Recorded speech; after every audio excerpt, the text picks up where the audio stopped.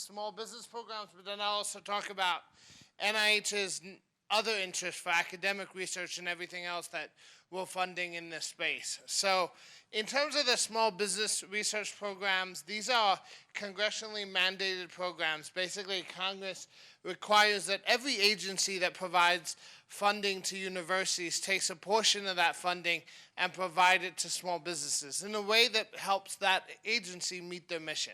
So for example, the DoD, Department of Defense, uses the program to fund the development of warfighter technologies that they would then acquire.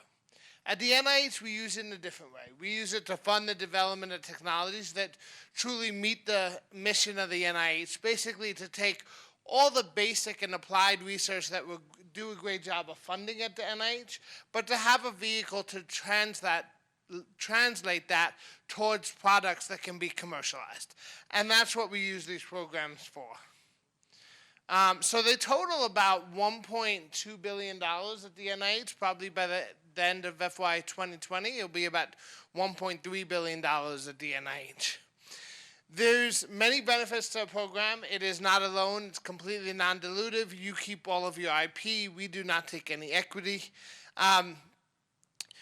It's been shown and to be really useful in terms of providing validation. Private investors will often tell us that they like to see that the company first has SBIR funding, really for two reasons. One, it improves the balance sheet for the company, but two, it shows that the peer review, key opinion leaders that review for NIH provided their stamp on it as well.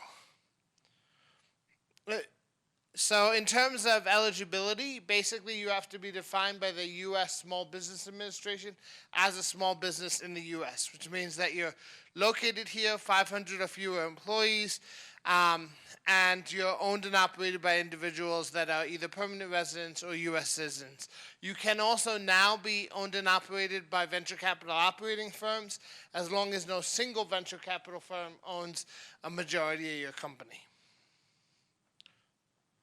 There's two sister programs. I often talk about them both when I say SBIR, but I really mean each program, SBIR and STTR. They're fairly similar overall. The major difference is that with STTR, which is the one where we have the smaller pot of money for, that's designed really for new spin-outs out of academic institutions.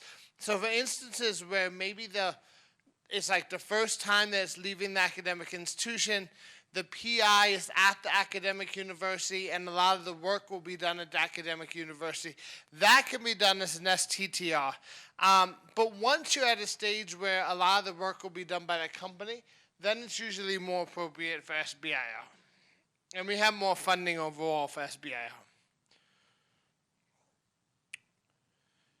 So we fund the program in various phases, and this has nothing to do with clinical trial nomenclature. In reality, most of what we fund is preclinical. But a phase 1 SBIR is designed as a proof of concept study.